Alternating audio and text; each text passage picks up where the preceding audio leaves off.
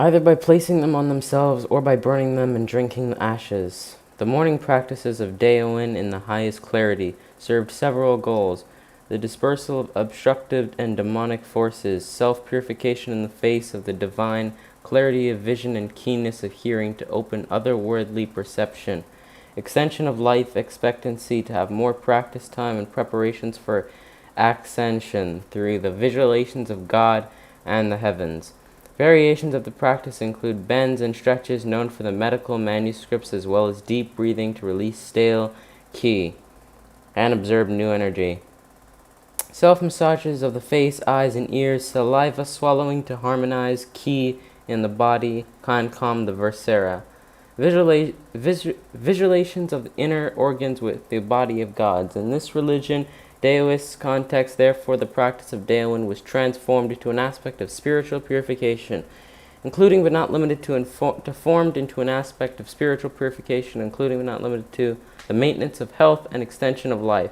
Although the setting was still aristocratic and mundane, it had to come much closer to yoga, leading to extensive explorations of the unseen world and deep absorptive trance states. At the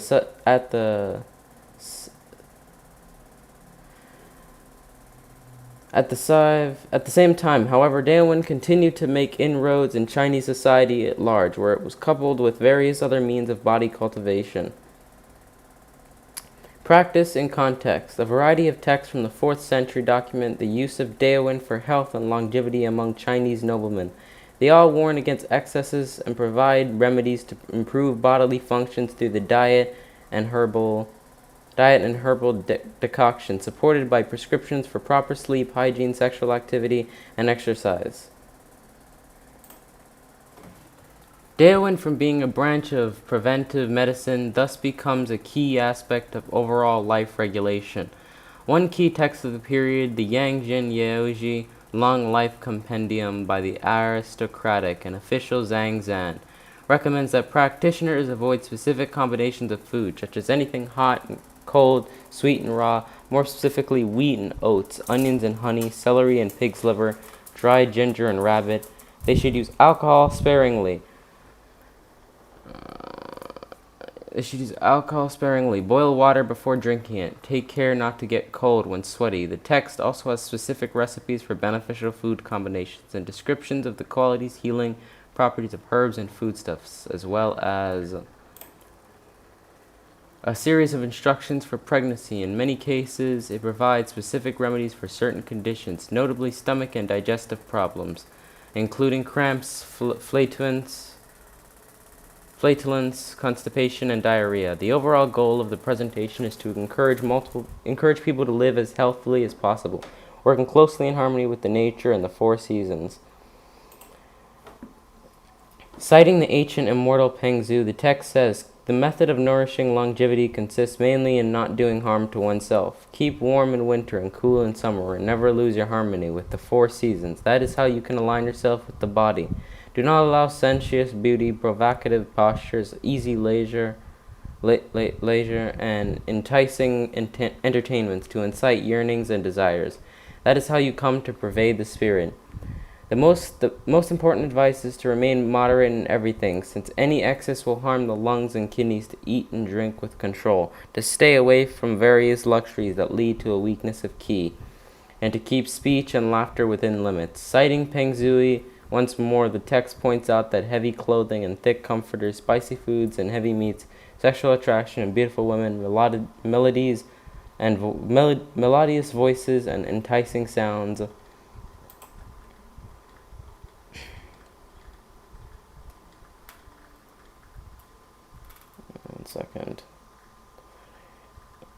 melodious voices, enticing sounds, wild hunting, and exciting outings, as well as strive for success and ambition, will inevitably lead to awakening of the body, and thus a reduction in life expectancy.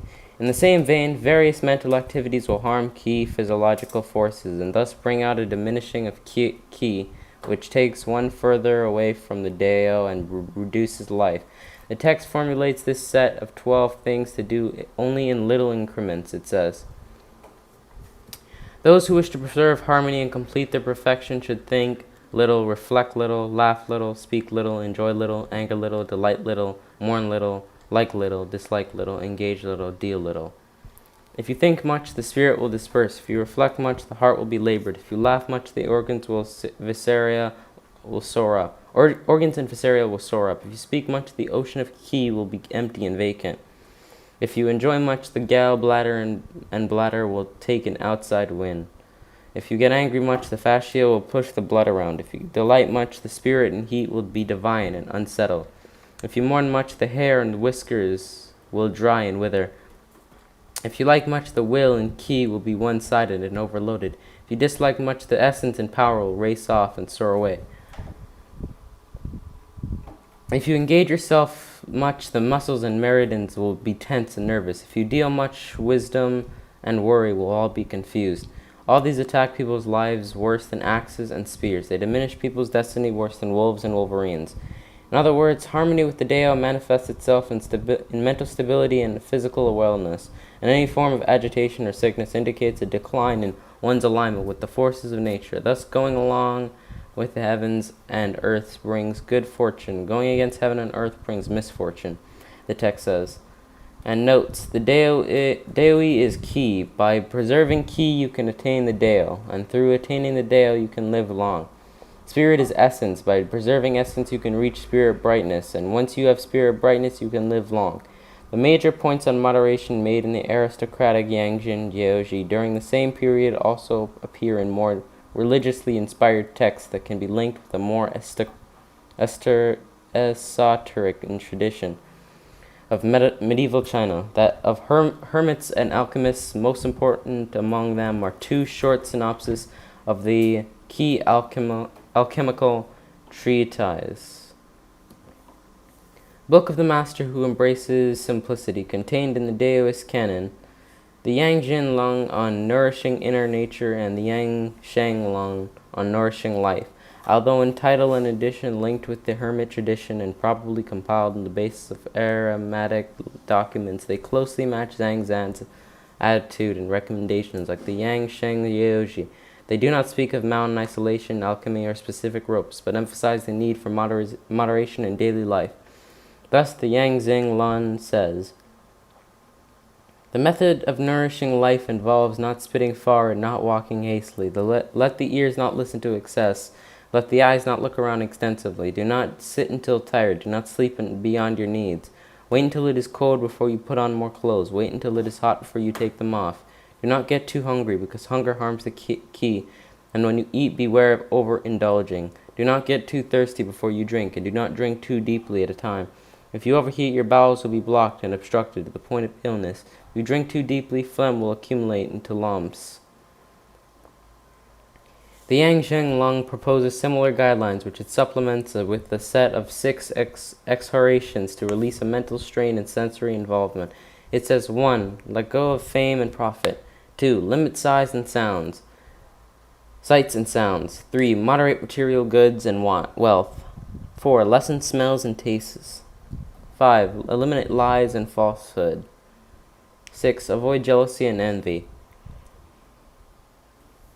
It then repeats a set of 12 little activities as found in the Yangshan Yoji, and moves on to echo Peng Zui's warning against wearing heavy clothes and thick sleeves, eating meats and fatty foods, and sweets and getting intoxicated, and against enjoying sexual infatuation engagements with the opposite sex, and overindulgence in the bedroom, similarly found in the mainstream work.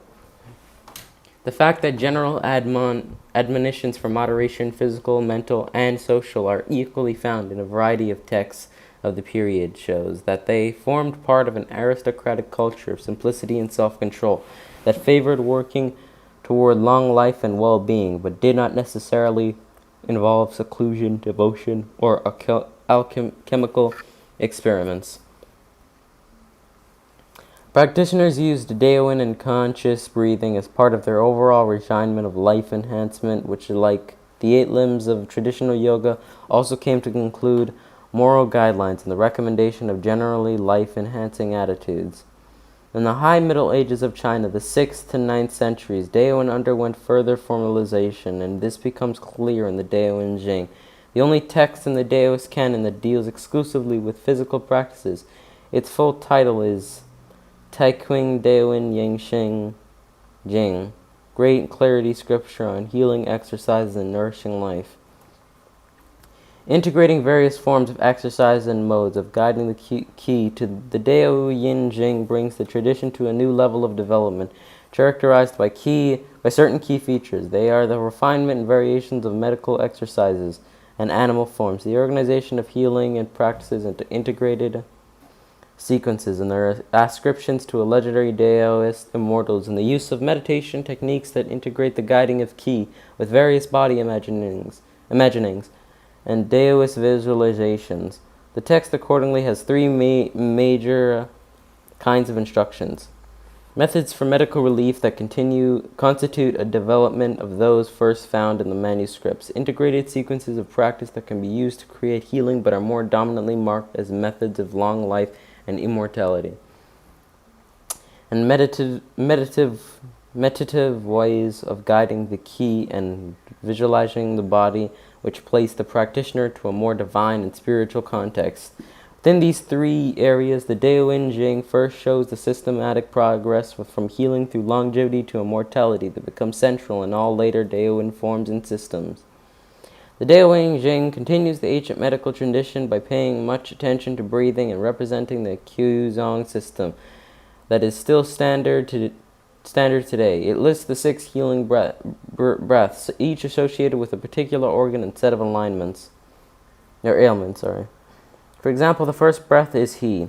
He is the breath associated with the heart, and the heart governs the tongue. If the mouth is dry, even well-assembled ki cannot pervade the body, thus allowing various forms of wayward ki to enter. Heaven will take care of that. If there is a great heat, open the mouth wide. If there is little heat, keep the mouth lightly closed. Also, use your intention to measure it suitably. If you do it beyond being cured, however, the practice will cause renewed diminishing. Similarly, HU is related to the spleen and helps conditions of low fever and discomfort, a feeling of fullness in belly, stomach, intestines, bad circulation, and energetic compression. Third, Zui belongs to the liver, which governs the eyes. It is effective in cases of inflamed and congested eyes and other vision problems. The next breath is Chui, which corresponds to the kidneys and the ears, and helps in case of abdominal cold, infertility, and hearing afflictions. Fifth comes Si, the breath of the lungs and the nose, effective in cases of temperature imbalances and skin problems. Sixth and finally, the Qi breath activates the triple heater and alleviates all maladies associated with the digestive and energy processing organ. The text concludes by saying, each of the 6 breaths, He, Si, Hui, Xui, Chui, and Zai, is ruled by one of the 5 organs. In case of extreme fatigue, one can use them easily to regulate the ki and improve one's condition. This model of the 6 breaths represents a detailed medical method to treat various imbalances of ki and associated with the 5 inner organs and the triple heater. It follows the standard correspondence system of Chinese medicine, is both therapeutic and preventative, can address many different conditions, and still forms an important part of Qigong practice today. Beyond providing a general overview, the Daoyin Jing also prescribes the different breaths into connection with stretching exercises. It says, place both hands on the ground, contract the body and bend the spine, then lift up, repeat this move 3 times. Doing this exercise every day will tonify and increase ki and extend your years. The best time to do it is when there is no one around. It also involves holding the breath in, then absorbing it once and exhaling so softly that the ears cannot hear it. If you are exhausted or fatigued, use Sai to exhale. If you have cold-based troubles in the organs, use Chui. If you have heat-based conditions, use Hui. Other ways of moving ki and increasing overall vitality include standing up straight against the wall and holding the breath, then guiding the ki from head to feet, or feet to head, or lying on the back, closing the mouth, pulsing jaw and belly, and making the ki fill the mouth ready for the swallowing while intentionally moving it toward the back and around the body. Stretching both arms to the right or left while holding the breath to the count of 9 will furthermore keep the ki firmly within the body and prevent unwanted leakages, while guiding it mentally to the area below the navel, and holding it there will release knots and tensions. Overall health, moreover, is promised to anyone regularly practicing one or several of the following exercises.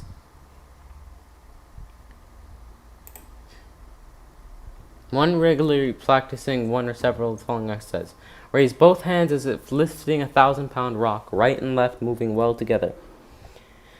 Sit cross-legged to interlace the fingers, reach up above your head, and then stretch the head and bring it forward so as to touch the ground. Hold the breath for the count of 5. Kneel upright and bend the arms back so that the hands embrace the nipples. Rock to your right and left while holding the breath. And like its forerunners in the medical manuscripts, the exercise involves simple arm movements. Unlike them, it places greater emphasis on holding the breath, thus working with greater inward focus. Breathing is the key method of working with alignment and has replaced the emphasis on outward bodily movements to a large degree. Although the earlier exercises are still rudimentarily present, the inward shift has altered. Where was I? The inward shift has altered their composition execution. Beyond this development of the tradition, the Dao Wing Jing is also important in that it prescribes various integrated sequences that do not treat specific ailments, but are designed for longevity and mortality. As the text says about one of them, if done regularly, this practice will make your hearing keen, your vision bright, and your years extended to great longevity, with none of the 100 diseases arising. Since the practices serve a more spiritual purpose, they have to be performed under careful conditions. As the text specifies, the practice platform should be high off the floor to prevent earth ki from rising up and attacking you, as well as to keep demon ki from invading your body. One should never be hasty or aggressive in one's practice, since haste and aggression are robbers of the entire body. And one should avoid facing north or practicing while turning the back on the gods or ancestors, violations which could result in a reduced life expectancy. Also, the text requests what the sequence should be undertaken between midnight and noon, or when getting up early in the morning. The simplest of these spiritual integrated exercises is associated with the ancient immortal Master Red Pine, limited to a seated or kneeling posture. It is called the seated exercise of Master Red Pine, and consists of 6 exercises that use the arms in various ways to open the chest, shoulders, and upper body. There are no specific benefits, medical or otherwise, mentioned for each exercise, but the sequence as a whole is said to increase long life and vigor. It runs 1. First, sit or kneel upright and stretch out both arms before you, palms open and fingers turned out. 2. Interlace the fingers, stretch the arms away, and roll the body to the right and left. 3. With the right hand on the hip, reach the left hand up and above the head. Repeat on the other side. With the right hand stretched out backwards, use the left hand to grasp the hip from the front and repeat on the other side. Alternate the right and left arm stretching forward, then bend them back to grasp the hips from the back. 6. Raise both hands up with vigor. This rather simple sequence looks a bit like a warm-up, but since it is listed separately in the text, it must have been practiced independently for longevity purposes. It may also have been supplementary practice to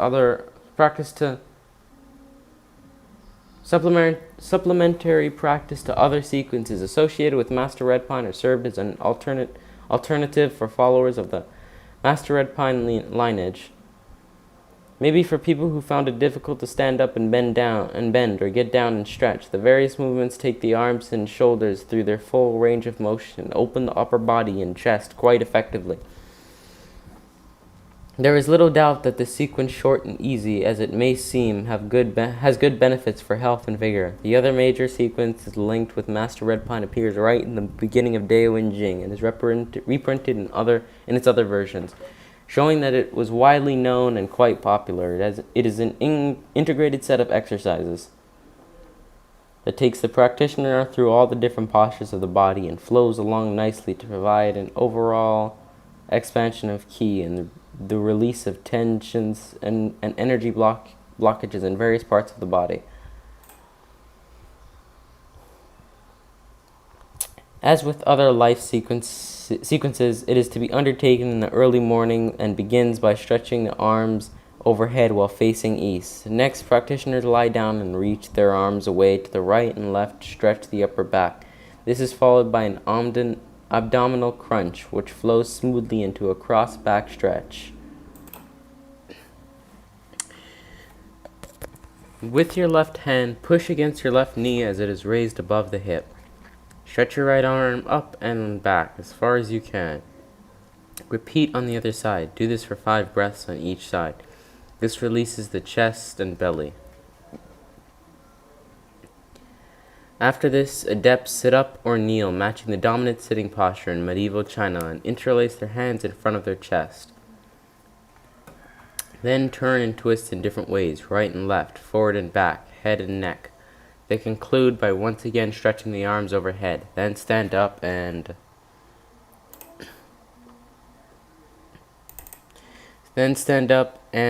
loosen their legs and thighs. This flow of postures works from standing through a lying and sitting posture, back up to a standing.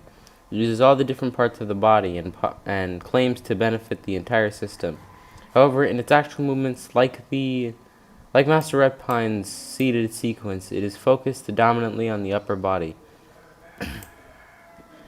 Stretching arms, shoulders, and torso like other sequences described in the text, it is required to continue the use of breath and works dominantly with the patterns of 5 slow, deep breaths, allowing about a half a minute for each repetition. Although reminiscent of medical exercise in the Yin Shui, in that it makes heavy use of the interlaced fingers and encourages bends and stretches in different directions.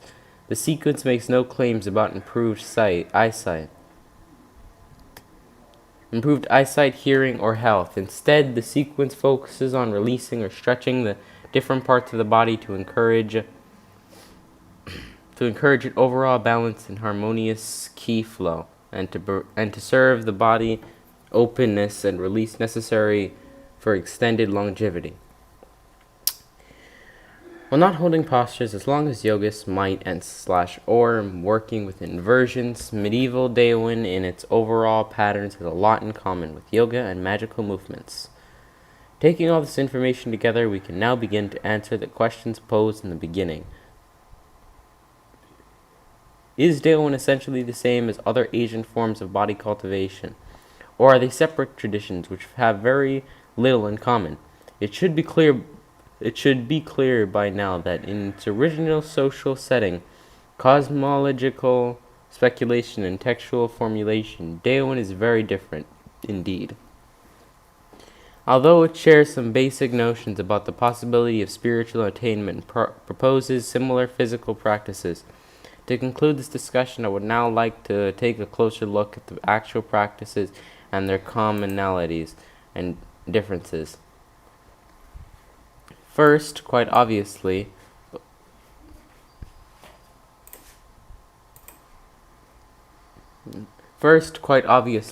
both yoga and Daoyin support a moderate and simple lifestyle, a nutritious and natural diet, freedom from strong emotions and clarity in daily living. They have a basic moral code, formulated as the yamas and niyamas in yoga and apparent in Daoism, and various sets of precepts for lay followers, priests, and monastics. Both also prescribe a fairly straightforward exercise regimen that, combined with deep abdominal and chest expanding breathing, can be executed in all different positions of the body. Exercises include bends and stretches, most commonly forward bends, back bends, lunges, and twists, as well as some weight-bearing practices such as pull-ups and push-ups. Many of these exercises are part and parcel of any workout routine and will be familiar to athletes and gym users everywhere. They have been proven effective for health over many centuries and in many different cultures, just as moderate lifestyle and good moral foundations have been helpful all along. So far, both systems do not contradict each other, nor are they different from other health-enhancing methods. Whether they emphasize the physical or the spiritual, their effectiveness is not questioned, nor is their general applicability. Beyond this, however, that things have become more complicated. Both yoga and Daoin have more complex postures and sequences that are not at all alike in the same name or execution. Daoin variously makes use of ropes and swings, which are not found in yoga. Yoga, on the other hand, places a great emphasis on inversions and balancing poses, which are strikingly absent in Daoin. Also, with the exception of the meditation known as standing like a pine tree, Daoin tends to encourage movement, while yoga demands holding, sometimes for periods of 10, 20, or 30 minutes. This, of course, goes back to the ultimate goal in the yoga of reaching a level of complete inner stability that allows the awareness of internal true self, contrasted with the aim of Daoists to become one with the flow and to find perfect harmony when moving along with the patterns of Dao. A similar set of differences also applies to the breathing practices associated with the two systems. In yoga, both encouraging holding the breath, called bhikkhui in Daoin and kambaka in yoga, for the opening of energy channels. Both use a method of directed breathing to elevate discomforts and distress, both guide energy up the spinal column. Yet in general, Daoin works with systematic circulation of qi throughout the body, while yoga focuses on the concentrated use of breath in the nostrils, sinus, and throat areas. For example, one form of Daoin breathing is called swallowing qi.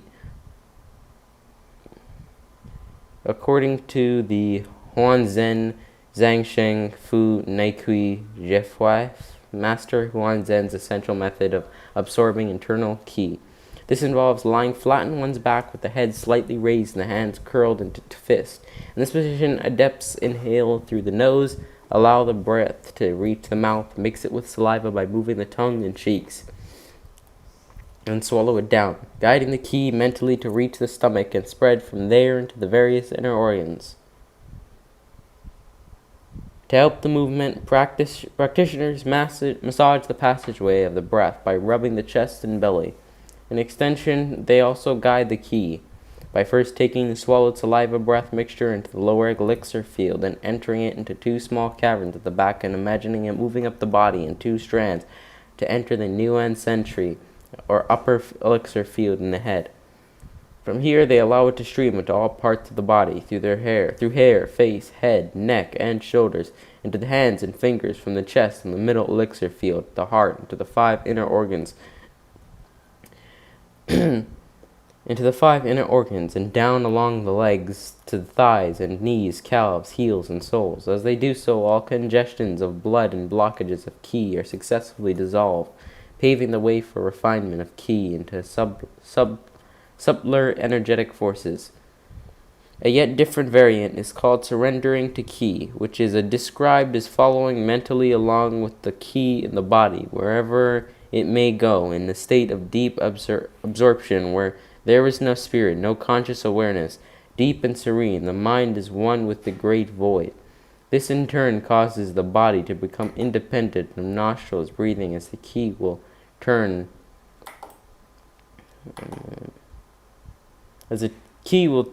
will begin to flow through the pores of the skin. An extension of this heightened power of qi, adepts can then spread it to the other people in the form of laying of hands to create healing and greater harmony with Dao.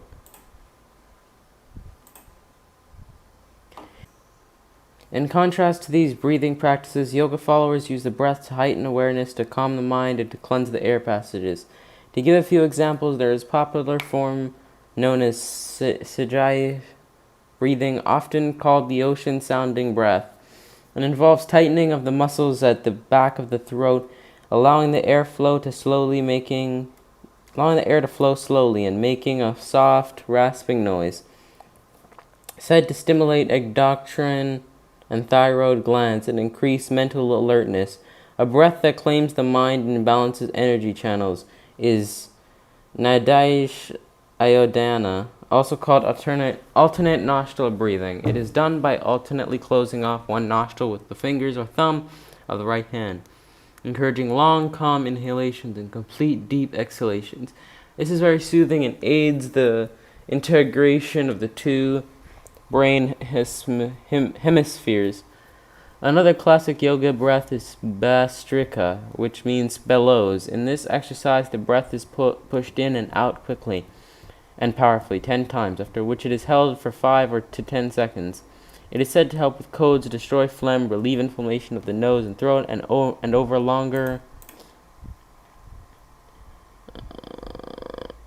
longer periods may cure asthma. The skull polishing breath finally is called Kapalabhati, It cleanses and tones up the nasal passages, expels bacteria, and increases concentration for the practitioners. Breathe in deeply and then expel the breath in short bursts from the lungs through the nose, while vigorously contracting the abdominal muscles and pushing the diaphragm upward. They continue for 30 to 50 repetitions, then exhale deeply, hold the breath out while secure the locks by tightening the muscles in pelvis, belly, and throat. Then inhale and hold the breath in. This brief overview, best known as breathing practices in the two systems, shows just how significantly different they are in both form and purpose. Taoists mix the breath with saliva and guide it internally to effect opening of key channels, while yogists work with strong, deep inhalations and exhalations to cleanse specific physical channels. The difference is further enhanced by the vast variety in cleansing procedures in the two traditions. Taoists practice daily hygiene by washing the face, rinsing the mouth, and cleaning the teeth. They expel stale qi upon waking in the morning. To do so, they close the eyes and curl their hands into fists. Lying down flat, they bend the arms and set the fists on the chest, while placing the feet on the mat to raise the knees. From here, they lift the back and hold the breath in and pound on the abdomen to make the stale qi in the belly flow back out through the mouth. Yogists likewise wash and rinse and clean their teeth, but in addition they also gargle, rub the base of the tongue and cleanse it with butter, and clean the hole in the skull by massaging the third eye area. They clean the interior of the chest by inserting a plantain stalk through the mouth into the esophagus, and may also swallow a fine cloth about 3 inches wide, allowing it to reach the stomach, then pull it out again. Or they might guide a thread through the nostrils into the mouth to open the sinuses for intestinal cleansing. They push water in and out the rectum or insert a stalk of turmeric into the colon. All these methods are quite unique to the Indian tradition that have no documented counterpart in China. Given the enormous differences from other forms of Asian body cultivation and historical origins, fundamental worldview, and applied techniques, it is safe to conclude that Daoyin is indeed quite unique in its concepts and practices. This is so despite the fact that it matches yoga and certain basic similarities in body between Persia and India and China in the first millennium BCE, that evidence shows the use of various technical Sanskrit terms in Chinese, that Buddhist masters have undoubtedly brought physical and breathing practices to China. In addition to scriptures and meditations in the first few centuries, and in spite of all this, since examining the deeper levels of the two systems, it becomes clear that yoga and Daoyin are completely at odds in the way they deal with the body. They see the body differently. Yoga strive to control and overcome its characteristics, while Daoyin followers hope to align with it and perfect its functioning. They use the body differently. Yogas change its natural patterns and ultimately aim to keep it quiet and stable for the unfolding of mental purity and a vision of the true self, while Daoyin practices enhance its natural functioning with the expectations of refining its energetic structure to greater levels of subtlety and thus reaching the perfection of the Dao. They heal the body differently. Yogas accept health as a byproduct and necessary condition for more advanced stages, and with the exception of Hatha practitioners, tend to scorn the pursuit of mere bodily well-being and successful functioning in society. While Daoyin masters, again with some exceptions in later Daoist circles, emphasize health, long life, and the experience of mundane pleasures, and see them as a key motivation of the practice, more spiritual states being possible but not essential. Both systems, when followed at a basic level, can help people find wellness in their bodies, peace in their minds, and balance in their lives. They both fulfill an important role in modern technological and hyperactive societies. However, when it comes to Higher spiritual goals, their visions, organizational setting, and practices are vastly divergent.